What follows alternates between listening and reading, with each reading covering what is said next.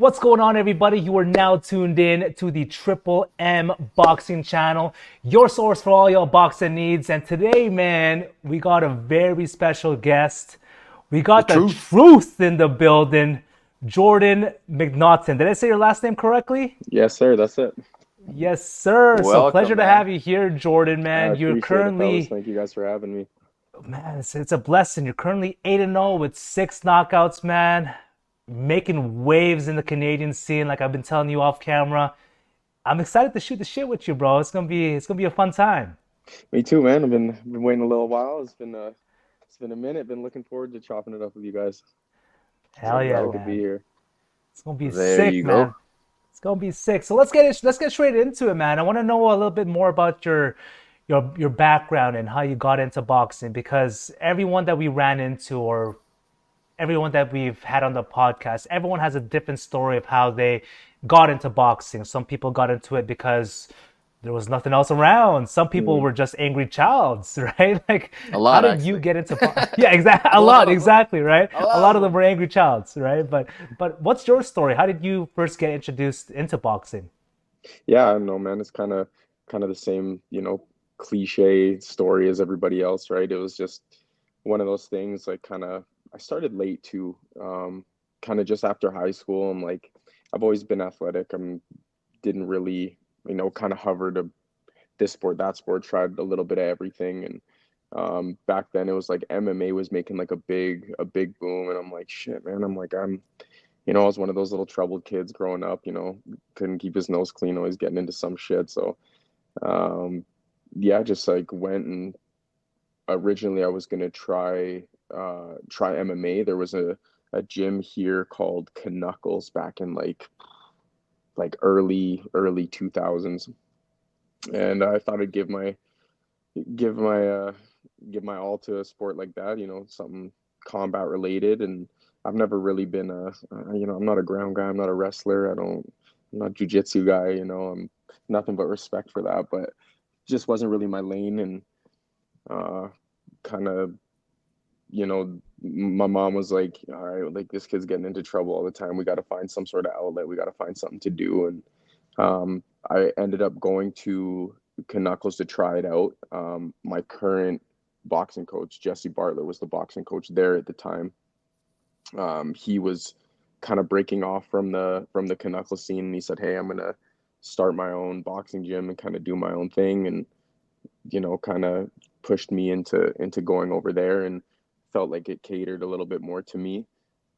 So yeah, just went and tried it out. 17, knew nothing about the sport at all. Kind of just got into it to, try and keep my nose clean and have some sort of outlet or whatever, and then ended up falling in love with it. And kind of the rest is history. Here we are, like, just about 13 years later, just embarking on a pro journey. It's like, it's kind of crazy. If you would have told me, 10 years ago, 13 years ago, whatever, yeah, you're gonna make a career in professional boxing. I mean, like, oh man, you guys are tripping. But yeah, man, that's basically how it went, and here we are, going hard, going strong. Dude, I love it, man. And before you got into this at 17, like what sports did you play before? I played a little bit of everything, man. I was, most kids in Canada, especially, starting out with like soccer. And I was into like, a little bit of alternative shit like skateboarding and like, doing stuff like that. So after that, it was like played basketball for a long time, played hockey for a really long time, and then after hockey kind of ended, it was like, okay, where do we go from here? There's not really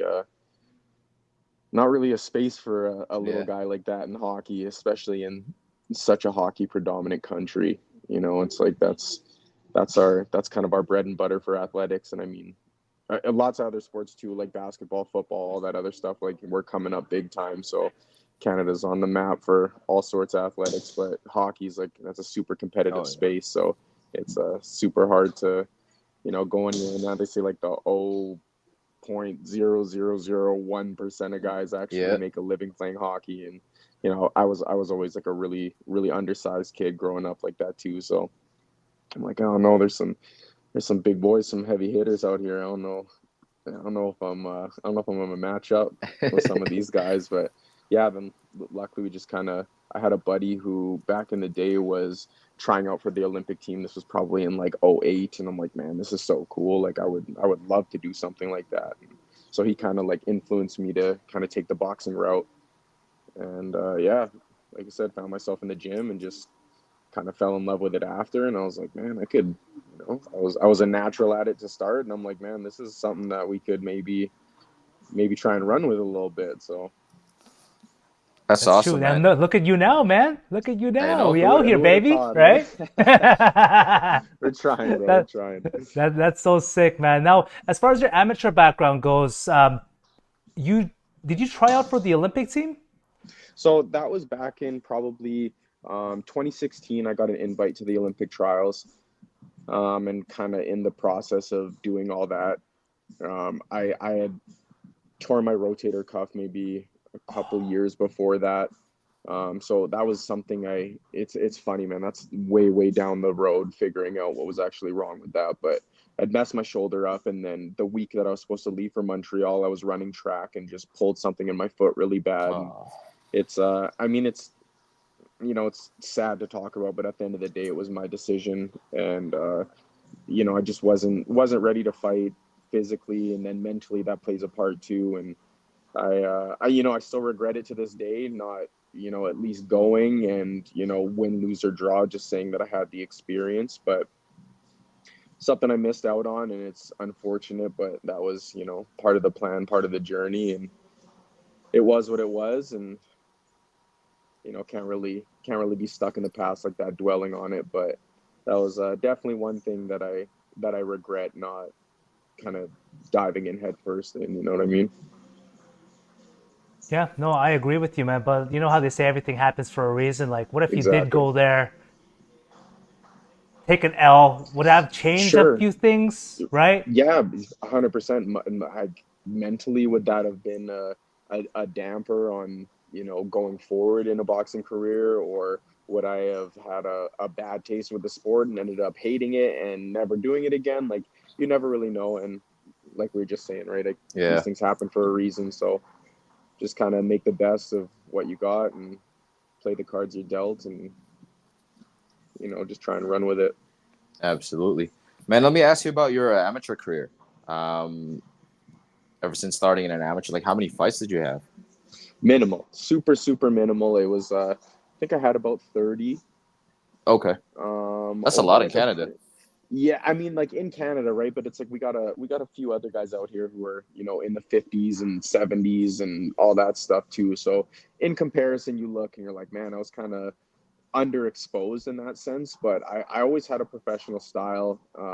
The amateurs more like Olympic style, Yeah, hoppy, bouncy, point scoring, that type of stuff. It's like it never really catered to the way that I box. So after the whole Olympic trial thing, I had kind of a little bit of a salty taste in my mouth about the whole thing, and took a little bit of time off to just kind of think and reflect on if this is what I really wanted to do. And we came back maybe like a year later, fought in the fought provincials, won provincials, um, was going to take another crack at the nationals, and then just decided, there was a little fallout with one of the coaches and trying to get myself into the training camp leading up to nationals and stuff like that. So another one of those things that's just, it is what it is. I'm not gonna dwell on it, but ended up deciding maybe I'm just gonna turn pro from here. Had one more amateur fight, and then I was like, after the whole Golden Gloves provincials thing, won both of them. I'm like, these are some accolades I've kind of always wanted as a kid growing up.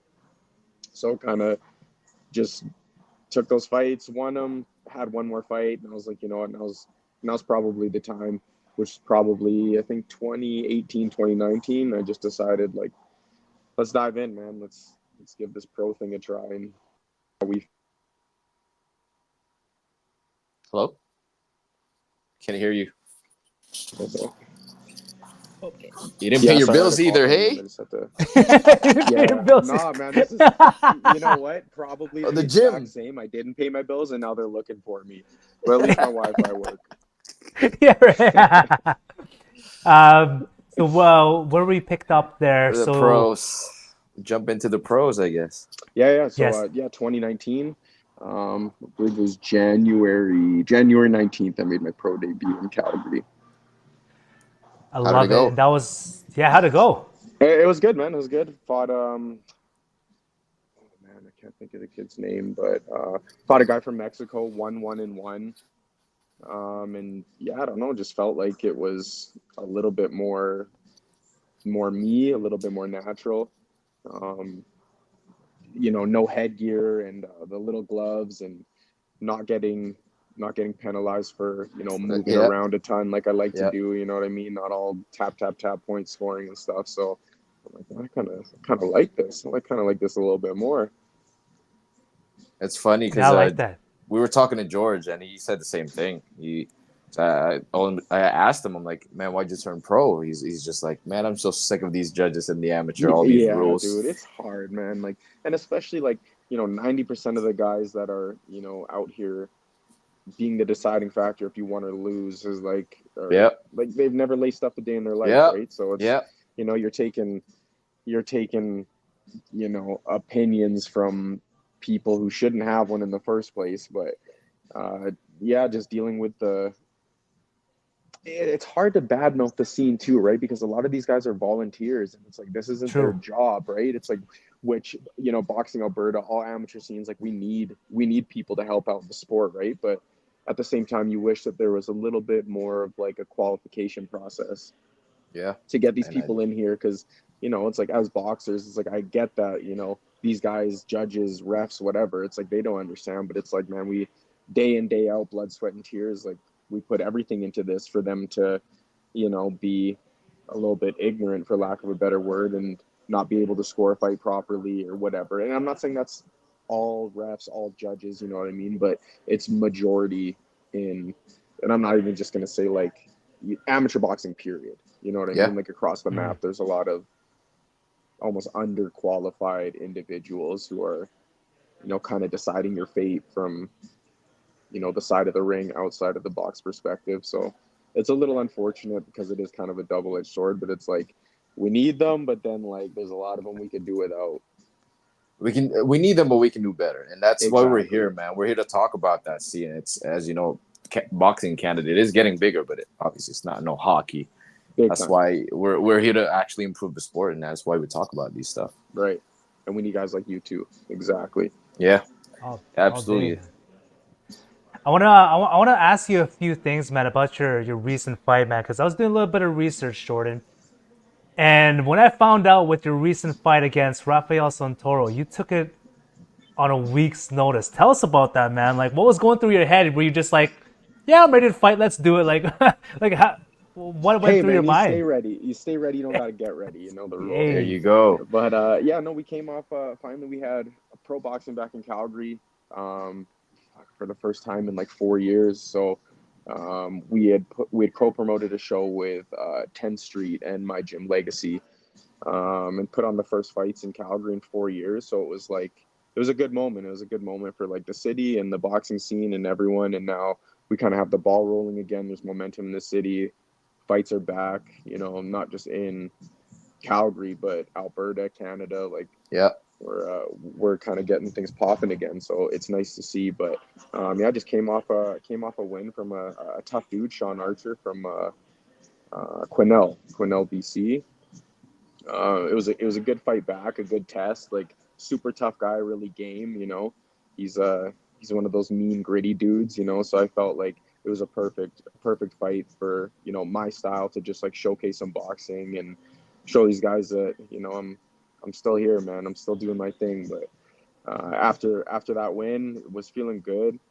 Just kind of, I'm not really gonna say sitting around, but like enjoying the win, taking the time, waiting for the next one to come. And we got a super short notice fight from Mark Papich with Unified out in Edmonton, yeah. against an undefeated guy who was equally game and ready to come fight. So it was a strategic move on their behalf. I think they thought I was, just sitting on the couch and just kind of waiting around or whatever. So they thought they could pull a fast one and catch me lacking, you know what I mean? But I'm like, I was back in the gym the next week. You know what I mean? It's like I live here, I breathe this shit, so I'm here all the time anyway. So definitely a mistake on their behalf, but I was ready. The biggest thing was just, you want to live your life too. We fluctuate in weight all the time, so it's like I might have been a little heavy. So they thought they could catch me then, and I think by the time we had gotten the contract and signed it, there was probably like 10 days. I gotten really sick the weekend before, so I was kind of stressing about that. I'm like, man, I haven't really been training too much this week. Like I'm coming off of like a gross little cold, and then running on the treadmill, pulled something in my back. So I'm like, oh my God, man, like what else? What else could go wrong in this equation here? And yeah, I was like, at the end of the day, it was too good of an opportunity to pass up. Quality opponent at the same time. I'm like, man, this is a good show to be on. Undercard of Devin Alexander, a guy that I Yep. watched on HBO Yep. growing up, man. Like that was a super cool opportunity and an honor to meet him and fight on the undercard. He fought a stud in Vlad Panin, guy from LA, I believe, or somewhere in California, but he's a beast too. So being on the undercard of that was, a blessing, and then getting co-main event on that. Two undefeated guys. It's pretty rare that you see that, this early in either of our careers. Usually you want to build it up a little bit, but like I said, it was a good opportunity and kind of hard to pass up. So I'm like, man, yeah, let's do it. Sign the contract and use the little time we had to get ready. But at the same time, I kind of knew he was a little inactive. He hadn't fought in a few years.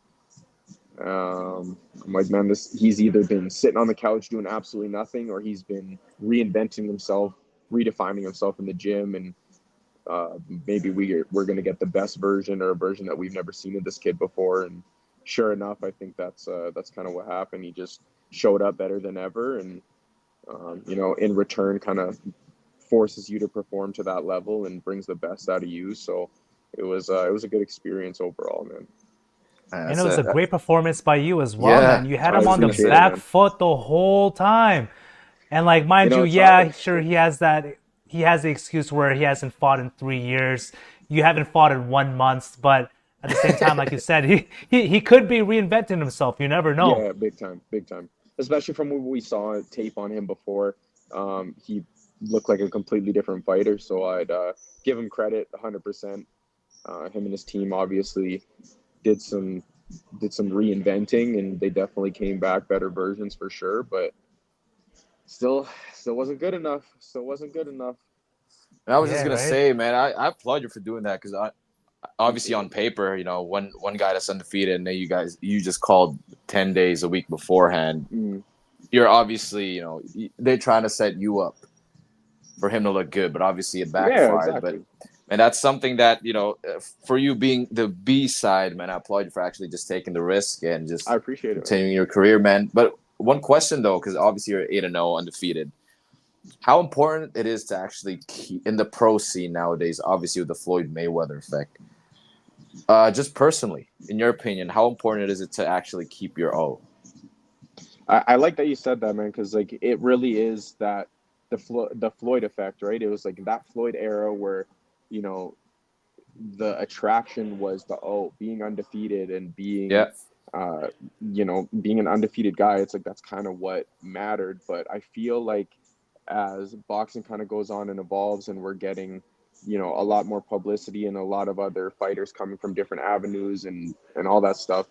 I feel like that era is kind of, I'm not going to say dead, but like that's not really the attraction anymore. It's like we're taking a little bit more of, I'm not going to say a UFC approach, but like you look at guys in MMA and the UFC, it's like we got guys who are, 20-10. And, in boxing, you're like, this guy's, I don't know, he's journeyman. a little bit of a journeyman. But then you look at a guy in MMA at 20-10, you're like, that's a wicked record, man. Like, Yeah, and these guys are not shying away from challenges, fighting each other. And I think boxing's kind of getting a little bit more into that avenue now, where like the O is not really as important as it used to be. I mean, like, don't get it twisted. Being undefeated is definitely important, right? But I don't think it's the end all be all of people's careers. Like guys get a loss on their record or two losses on their record, and it's, you know, the world's over all of a sudden. But I don't think it's like that anymore either. And like we just saw with